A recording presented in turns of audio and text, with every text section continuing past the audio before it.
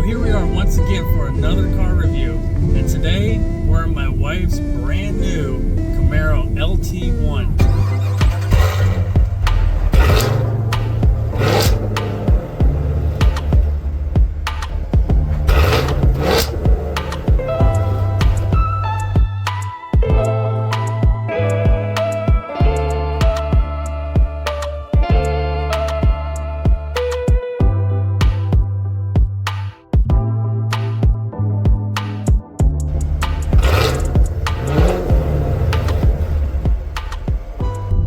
Backstory on the car and how we got it and all this stuff. So if you guys have been following along with this channel, you know my wife used to have a 2004 Pontiac GTO, and it was heads, cam, intake. It was a pretty quick car, automatic car. That car just got to the point where it just wasn't streetable, or at least city streetable.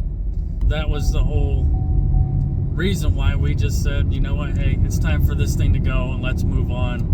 We're not drag racing people. We'll go to the strip occasionally and drag race and have fun, but that's not what we like to do. We like to just drive and have fun and go to car shows, car meets, things like that. And like I said, the occasional drag day and all that stuff, but that's not, drag racing is just not us. I want to stop this video right now just to say, most of you guys are not subscribed. And I would love for you guys to hit that subscribe button. I got so many cars that I'm working on right now, and yeah, they're coming out a little slow. But the information that I'm trying to put out is extremely valuable, especially for your regular weekend renter. Cam swaps, I got a turbo kit for my Firebird that's LS swapped here that we're gonna be doing really soon. We got all kinds of cool stuff that I got lined up. I just bought a Fox Body Mustang, and I got it for sale right now. If nobody buys it, it's set up for an LS, and we're gonna make a really bad drag car out of it, and it's gonna happen. Hit that subscribe button if you haven't already. Thank you. Back to the video. There for a while, she likes my 79 Firebird, it's LS swap, so she's like, you know what, I really like the first gen Camaros. She likes the late 60s, early 70s Chevelles. So we started looking for those, and they are outrageously priced. Nuts right now. I mean, that's a whole different topic, but you can't find a roller for less than like $8,000 if you're lucky. And if you do find one that's less than that, you're gonna have to replace the whole frame, everything, typically. Now, we looked for a long time, and then we just kind of gave up. And so she said, you know what, I really like the CTSVs, the coupes. And so we started looking for CTSV coupes, found a couple, but I just remember, I mean, inflation, nuts right now.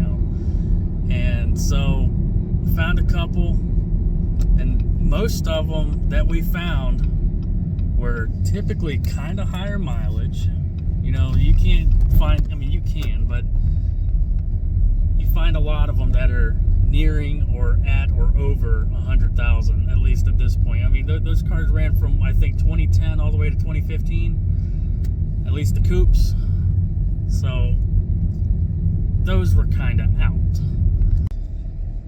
So with that in mind, in order for us to get one that has at least decent mileage on it, because we drive our cars, you know, we don't want these things ragged out. We want to be the ones ragging them out, if that makes sense.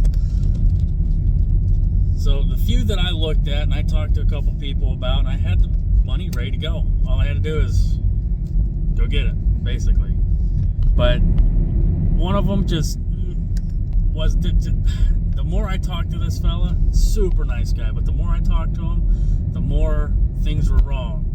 And then so I was just about to go up, you know, he was like 2.5 hours away from me. I was just about to go drive up there and look at it. And then he starts telling me, oh, well, the engine's been replaced. The engine's brand new. I'm like, oh, do you have paperwork on it? Yeah, I got paperwork on it. I was like, oh, did a shop do it or did you do it? He was like, I don't know. I don't have any information on that. And I'm like, oh, so you definitely didn't do it, but who did? And then he started saying, it's got a misfire. Okay, is it just a coil, spark plug wire? Is it something deeper than that? We got a head gasket starting to go. Now, the reason why I said that is because he said it's only at idle that you get a misfire. Okay, so a little strange. And just I don't know. He just kept going on and on and on about this is wrong, this is wrong. Oh yeah, by the way, and you know, I appreciate his honesty, but if I'm spending like $33,000 on a car, I want to know exactly everything about it, and I don't want it to be, oh well, I don't know what's wrong with it, and this might be wrong with it, but I'm not sure. I don't want nothing to be wrong with that, paying that type of money for it. If I remember right, that car had 82,000 miles on it, if I remember right. I could be wrong. But still, that was still just a smidge too high for me.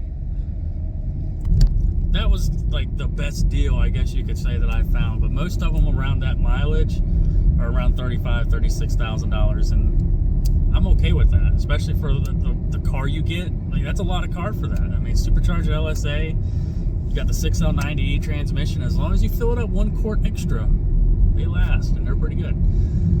Which, that's the old CTSV and ZL1 trick, is what I've heard from people I've known who've owned those cars. And I know they have abused them and run low 10s with them. Oh, and one of them actually ran mid-9s, like 9.6, 9.7s. But stock transmission, 6L90E. So, basically a stock car too. E85, pulley, porter blower, exhaust. That was about it. Very quick cars. So, then my wife and I got to talking. She was saying, you know, if we're spending that much money, I might want something newer. She said, I really like the Camaros. I said, you tell me what you want and I'll get you whatever you want. So, I did. She ended up saying, I really like the Camaros. I really want a Camaro. It's newer. It's nice.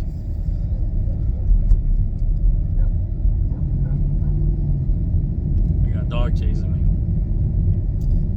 A little German Shepherd, little baby, puppy dog. So I set out on my mission. Let's go find a Camaro, SS, LT1, whatever. And she said there's only one stipulation to it. She wanted white or black. I found this car. I don't know what and why it was so cheap. I'm pretty thorough when I go look at these cars, but for whatever reason, this car was $11,000 cheaper than the exact same car that I looked at the day before. Now I picked out like 4 of these within my area, I think it was within 200 miles or 300 miles or something like that. And I'm not scared to go travel. I'll go out to Arizona and pick up a car. I don't care if it's the right price, right whatever, I'll go out there and get it. I don't care. And I will smile driving it all the way back. So I found one. It was just an LT1, and then they had 2 other ones. One was a 1SS and one was a 2SS. The 2SS was that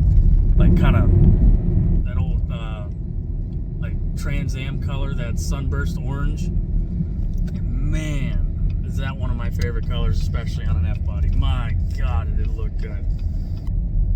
That was a 6-speed, and I know my wife didn't want a 6-speed. So I went to go look at the 1SS. It was dark gray, looked really good. And then I looked at the 1S, or the LT1. And then I looked at the LT1. It was white, black wheels, looked pretty sharp. And I was in, like I said, I was in the market for either one. And for whatever reason, I don't know if it was because they put aftermarket exhaust on it. This car was used, but it was a 2023, and I think it only had and it was very, very low miles. And so we looked at it, or I looked at it, because I secretly went to go look at it. My wife had no idea. And like $43,000 for that car. And then $48,000 $46,000 for the 1SS. Like, that just seems high. And that's coming from, you know, I know inflation's stupid right now and really sucks. And coming from when I bought my 2017, when I bought my Mustang 5.0 brand new back in 2017, I know that car was $34,000 brand new, and that was the performance package. You know, it was a base model with the performance package, but still, that seems reasonable for a brand new car. And these cars were $10,000, $15,000 more than what I paid for that. I just have a hard. I can do it. I just have a hard time doing it because I know what I've already done. Now, they would not budge on the price. And even though that I knew a really good friend of mine worked at this dealership, that didn't help at all, unfortunately. They would not budge on the price at all. And so I said, you know what? Hey, there's this other one that's identical, not a single thing different. This was down by the ocean, about 2 hours away from me. Actually, I think it was about 2.5 hours. It was a little more south. But I said, if you guys can't come close to this price on this other one that I'm looking at, then I'm gonna have to say I'm sorry, I just can't do it. And for the same exact car, $11,000 cheaper with a little more miles, not much, like 1,000 more miles more on it than the previous one. I said, I'll see you guys later. And in the parking lot of the Chevy dealership that I stopped at, I called the other dealership. Had them on the phone for about 30 seconds. I said, hey, I'm coming to get that car tomorrow. What can I do to hold it?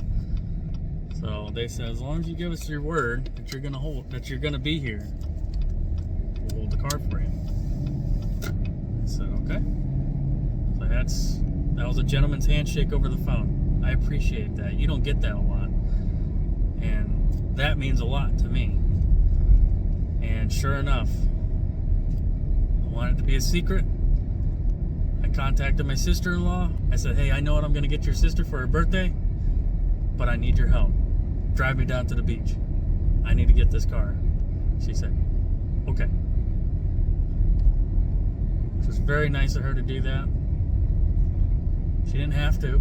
We drove down there, negotiated a little bit, got a little bit off. Not much, but got a little bit off. So I got an even better deal than what I thought. And I got this car cheaper than what I paid for my Mustang. Cheaper than what I paid for my Mustang. That makes me feel good.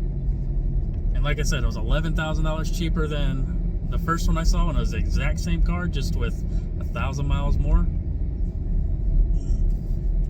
Just look around. Don't always just pick the first car you see. Like, you drive past the dealership and say, ooh, I like that car, I want to go get it. Think about it. Just think about it. Do your research, search around, don't be afraid to travel. And a lot of times they'll ship the cars to you. Get some petroleum. Now, being that it is direct injected, I do always put 91 or 93 in it. It's just kind of like a ease my mind little thing. I'm sure it doesn't matter, but being a direct injected, I've seen burnt valves so often. I just want this thing to have the cleanest burn possible.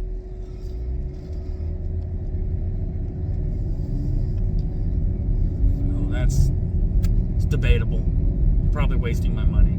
Here we were, the next couple days, I was hiding this car at my father-in-law's house. And the whole time I'm just like, I did it. I just gotta hold this thing for a week until her birthday, until my wife's birthday, and I'm home free. This thing sat for 2 days at my father-in-law's place. And my insurance company ratted on me. Unbelievably. Untold on me. They sent out an email saying there have been changes to your policy. And my wife saw that. She looked it up and she said, called me up immediately. And she called me up immediately. She said, "What did you do?" She called me and I picked up the phone. She didn't even say hello or nothing, or how you doing? You doing okay today? I picked up the phone, said hello. She said, "What did you do?" I said, "What are you talking about? What did I do?" I said, "What did you do? Just tell me the truth. Just what did you do?" Like, I didn't do nothing. What did I do? I don't know what I did. She's like, "Did you buy me a car or not?" I was like, "I don't know. I may have bought me a car. I don't even know yet. Depends on how much I like it." She's like, "What did you do?" I said, "I don't know yet." I just kept playing the "I don't know what you're talking about" game. She said, "Well, why is there a new Camaro on our policy now? What did you do?" I was like, "Oh no. How did you find out?" She said, "The insurance company just sent us an email. Said there was a change. And there's this car on it now. Where did that come from?" I've been done gotten, as they say here in the South. So I had to admit it. I spilled the guts and said, "Yeah, this was your birthday present." It's very exciting. I was hoping to do a fun video with it. Didn't get to do it. It's okay. Probably ended up better that way anyway. And she just absolutely loved it. I absolutely loved it. It still worked out for the good. She won't let me drive it. Oh no, it's raining. Now, before the sky really lets loose on us here, I want to get a good pull in this car. Now, this car does have the 10-speed automatic and an AC. It's awesome in here. Never had a car with this good of AC. It has the 6.2 liter, the 10-speed automatic, which Ford and GM came together and designed this transmission. So I always tell people it's the most reliable transmission Chevy's ever gotten because Ford helped design it. GM's finally got a good transmission, which I don't know. I think they all still kind of got their issues, but still. But this car, when you put the hammer down, it puts you in the seat pretty good. And I was very, very impressed with it the first time I drove it. I've never driven a 10-speed car, at least with the LT1. I've driven a 6-speed one, and then I've also driven one of the newer Mustangs. I think it was like a 2020 or 2021, whatever it was, with the Gen 3 Coyote in it, but it had a 6-speed. So I've never experienced either one of them with the 10-speed in it. And this was my first time, and I'll have to say, I was very impressed, and especially when you click this little mode button right here in the middle, and you just hit the down button one time, you go into sport, and the RPMs raise up. It's like, hey, it's like a dog ready to go for a ride. When you tell a dog, you want to go for a ride? You want to go for a ride? This car is like, hey, we about to go for a ride? That's what it feels like. And so once we get to this little straightaway right here, all you gotta do is just put it to the floor and just hold on. I mean, this car, for a stock form, it feels like it's about as fast, if not faster, than my old Mustang. And that car ran like, last time I went out was 12.4, and that was me granny shifting everything else, launching like crap, bogging down.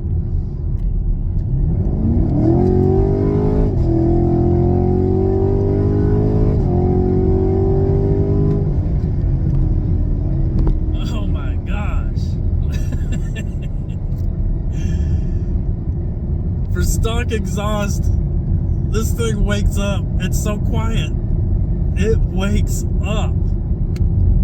And just the shifts are just instant. Now, I will say that when I drove the Scat Pack the other day, it was so much more aggressive. So much more aggressive sounding. And I think it might shift just a little bit quicker. But if you go about 40, 50 miles an hour and you just put it to the wood,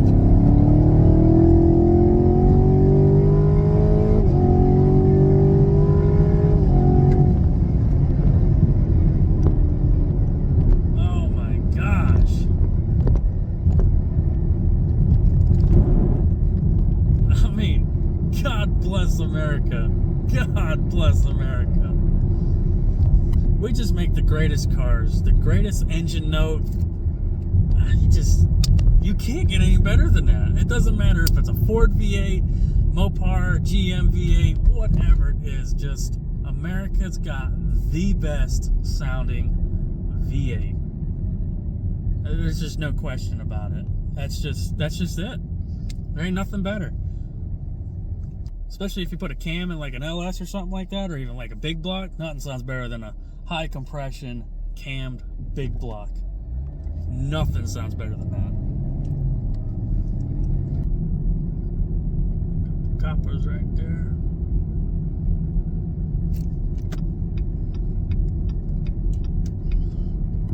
Ain't that always nerve-wracking when you pass a bunch of cops just sitting there waiting to get somebody? That was a little 25-mile-an-hour zone. I'm sure they get people all the time, but they ain't hiding though. They're just sitting there normal. Oh my gosh, there's another one. Jeez, they're thirsty today. Jeez. But yeah, as soon as you pass one sitting, you're constantly looking at that mirror, looking all over. It's like, oh my gosh, is he gonna be moving? Is he moving? Is he coming after me? What did I do? Did I not use the signal? Did he not see me use a signal? He's gonna come get me over something stupid like that. What did I do? Was I going 1 mile an hour over? Sometimes it just be like that, you know. But let's turn this AC back on. As I mentioned previously, this car does have the LT1 package, which is basically the base model package. It is just below an LT1, or it is just below a 1SS. I call this car like the sleeper edition. It's got the V6 front end. Now you can't get the RS package on it, so it has the the cooler lights on it, the blackout package or whatever the RS package really is, which this car does have. So it's got the darker tail lights, the badges are black. It just looks more aggressive. It's cleaner looking. I like it a lot better than the red taillights.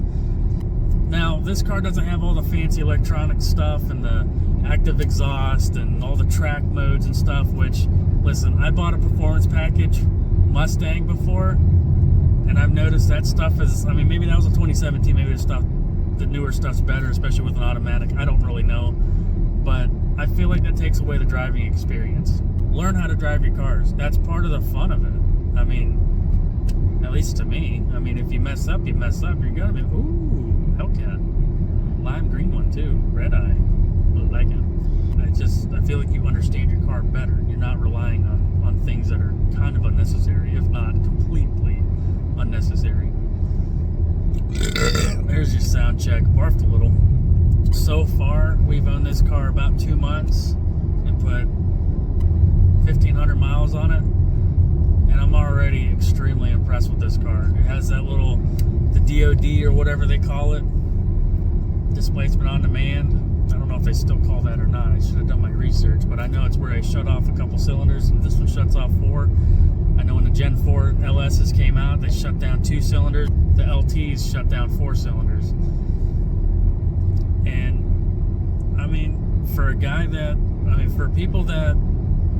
us that actually drive this car long distances, it's not bad. And who's to say one day we'll probably put a cam in it one day, and it won't be as aggressive as the GTO was. We want this thing to still be streetable.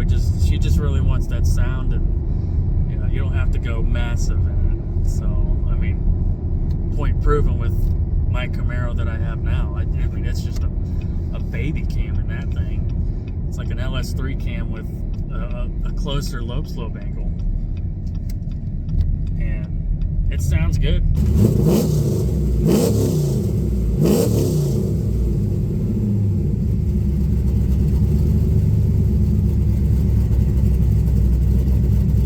I mean, I don't think it's nothing to go home and brag about, but it sounds good, and that's, you just want something that's drivable. That's all that matters. That's later on down the road. We'll wait till this thing gets out of warranty at least before we start boogering it up. So, with that being said, I'm not going to mess with the exhaust until then. Maybe do a cat back. I don't know. I don't think that voids your warranty or anything like that, but you just never know. Especially with like I said, the DOD stuff, the lifters are a factor with these. Something you got to pay attention to. Now, my theory is it's possibly maintenance on it. I don't know, because I mean, there's so many of them that last, and then there's also a certain percentage that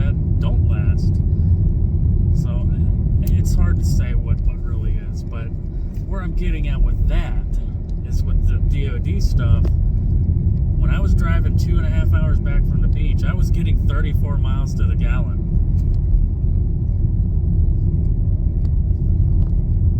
Do I need to go fast at that point? I mean, I don't care if it goes into 4-cylinder mode. I want all 8 when I want all 8. I think that's pretty cool technology. I wish it was a little more reliable. Maybe it is, I don't know. But I've heard horror stories, and I've known people with the horror stories. I think that's pretty cool. I like that. And then in the city, I think this thing was getting, when I drove it to my work, and I work in the city, it was getting around 20-ish, which, not bad. Automatic, not bad.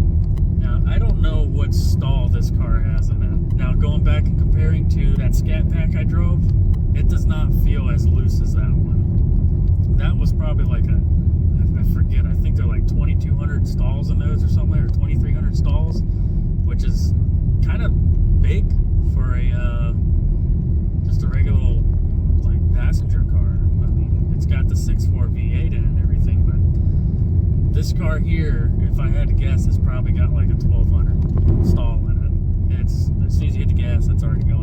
It's super tight.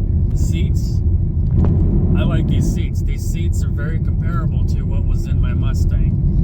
Very, very similar. They actually might be the same people that make them. I don't even know. But the seats are very, very comfortable. Driving long distances, they're really nice. And I'm 5'10". I'm not that tall, but I'm about average height.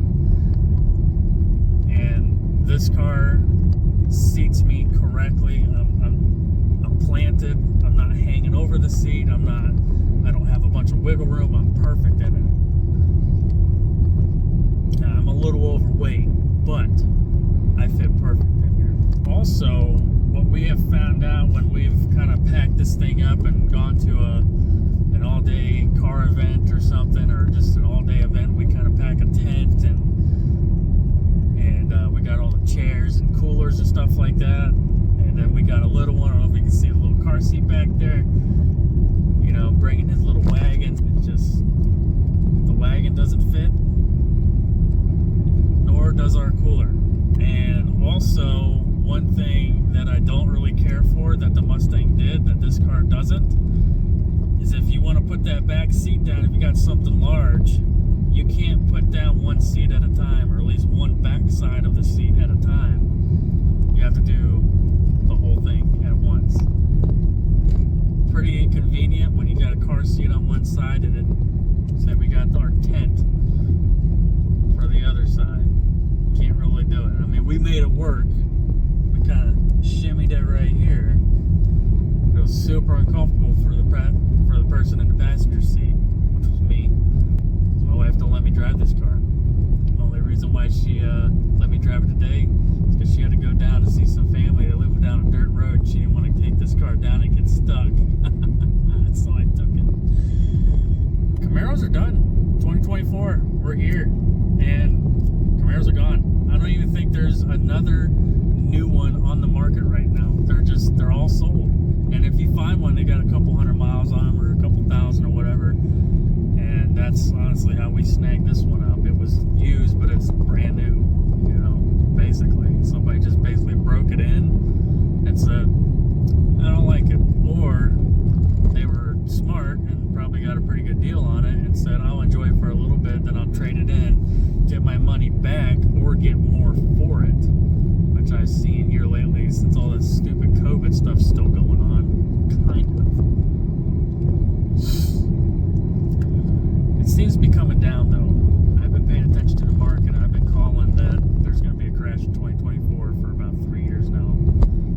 And at least with the housing market around here, and I'm living in one of the fastest growing places in America right now, I'm seeing a crash starting right now, past couple months. Not only with the cars, but with homes, price drops on items such as like car parts, price drops on things such as food. It's starting to come down, some of it, not all of it, but some of it. But just the perfect example.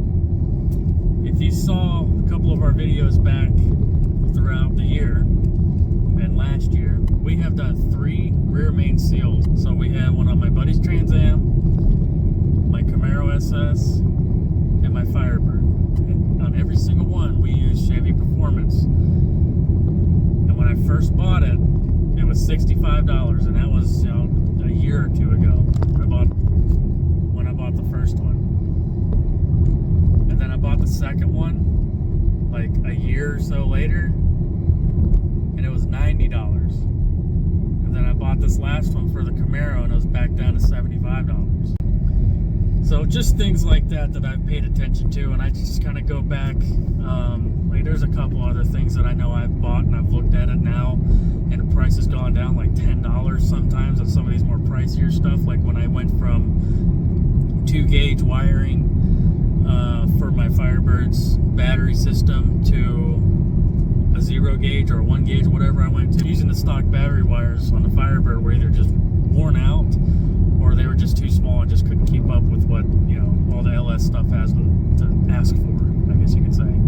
So I upped the gauge on that, and it's fine now. The voltmeter doesn't go like this every time I hit the brakes. That right there, I know it's gone down like $11 if I remember right, from when I originally bought it like a year ago. So that to me is saying, oh, and another thing that I'm noticing too, and I don't know if people are just upgrading or just getting out, but I'm seeing a lot of people sell their race cars and their cars that I know that they've been sitting for a long time that are like low mileage Trans Ams or something like that, you know. I'm seeing a lot of those pop up here lately. And you know, they could just be a rotation thing. You know, some people just buy cars and flip them, or they have them for a couple years and wait for the value to go up on them, and then they sell them. I don't really like those guys. I feel like that's spoiling the market. But anyway, you know, everybody's different, and that's okay. You know, I don't hate anybody for that. But I like to drive and enjoy my cars, and that's where, you know, if we were all the same, it'd be a boring world, and that's okay. I'm lost, by the way. I am really, really lost. I will say, it is quite beautiful out here, though.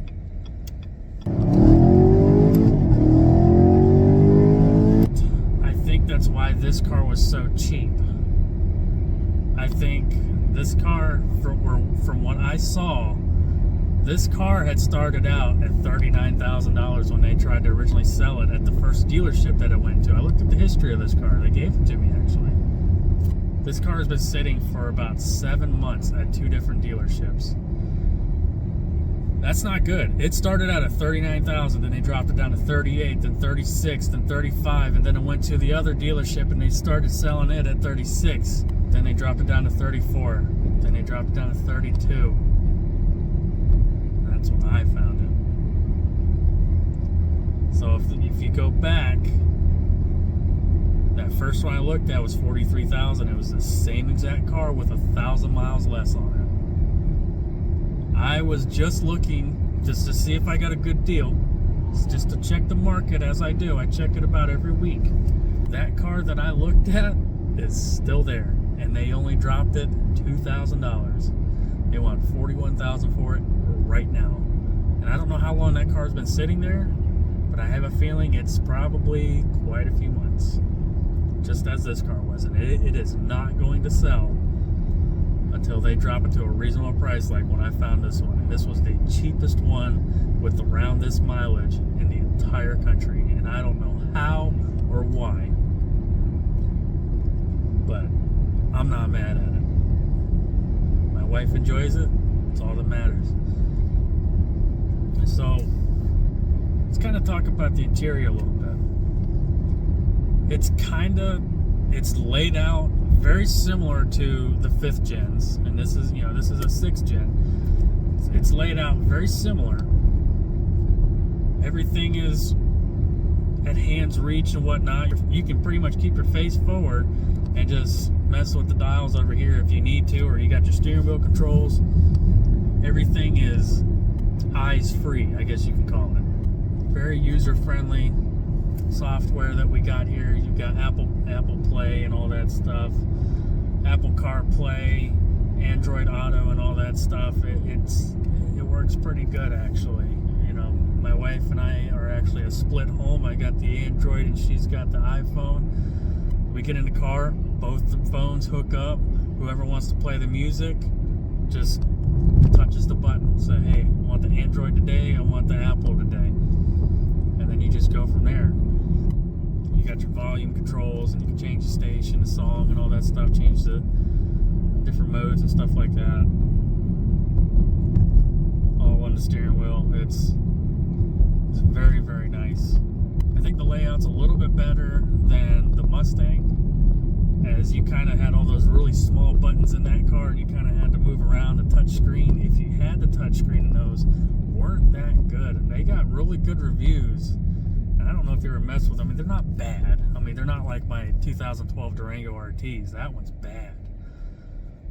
But compared to this, I think this stuff's better. I think Chevrolet did really, really good job on this one. I wasn't ever really a big fan of the 5th gens, again, until I test drove one.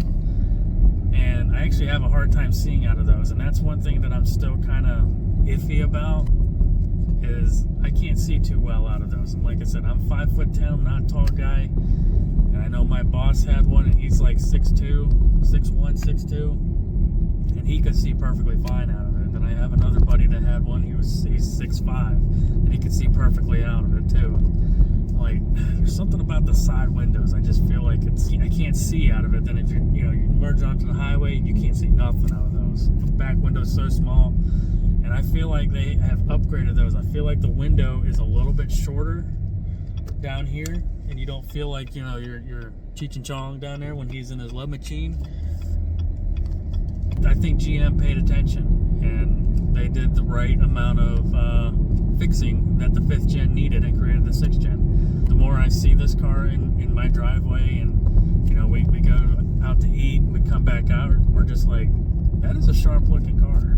It really is a sharp looking car, and I think you don't really appreciate it until you actually own one. A big gripe, I guess you could say, if you're looking for like a daily driver or whatnot, and all the little comfort features and stuff, is you got 2 tiny little cup holders here. One's bigger than the other, but still it's offset, so the driver only the driver's side has an armrest. Passenger side, sorry, you gotta, you know, avoid the cups. Watch the cups for me. Don't let them fall. That's your job. You want to ride in this car? Watch the cups. So, with that being said, I think I'm going to leave it off right here. I hope you guys enjoy this little video. And I got plenty of project cars. I got a Mustang. I got a 99 Camaro SS. It's heads cam intake, and I got all kinds of stuff I still need to do to that. I just did a video of me sanding it. We're about to paint it. It had the typical South Carolina paint job, as we call it. It was clear coat. The clear coat was peeling like crazy. So we're gonna be fixing that. I'm gonna be painting it partially myself. I got a good friend of mine that does painting for a living and whatnot, and he's gonna guide me along the way. If you haven't seen it already, you'll see where he helped me paint the wheels on this car that we're in right now. And that was really kind of like the nicest way that you could paint wheels on a budget. And you really don't need anything fancy. You just need to spend a little bit of time and buy some good paint and some really good clear. It's a little expensive, but really it's a budget. I think we had like 150, 200 bucks in the whole thing. And that was kind of middle of the road, not expensive, but not super cheap paint. I do car reviews every once in a while. I'm trying to finish up my buddy's C10 that I'm LS swapping. A Gen 4 5.3 with a 6L80E in it. And I'm about to get to the wiring and do the fuel system, and it should be about ready to go. There's a couple little things need to button up here and there after that, like drive shaft and all that stuff, but that's easy stuff. But I want to do a real close in-depth video with that, so if you guys want to keep following along, please hit that like button, hit that subscribe button, and we'll catch you guys on the next one. Yo, I just gotta hit it one time. Let's go. Better hit the gas for a minute, no cap, no limit. I attack till I finish, I attract and I get it. Got my cash all liquid, never pass my limit. Too fast when I'm spitting, read it back, now they get it on. Flipping that switch as I'm hitting these bars like a gift. I spit like I'm some big old bars. And these kids, no kidding, never winning the sin and getting my best life dinner while I'm hitting on a mission. Ooh, spicy, I know they like me, but I got a wifey. She be real nice to me, no one works like me. Got a different mind scheme, my grid is pricey. Got a different psyche, ooh, lyrics are icy. Living life nicely, very precisely. Living divinely, manifest wisely.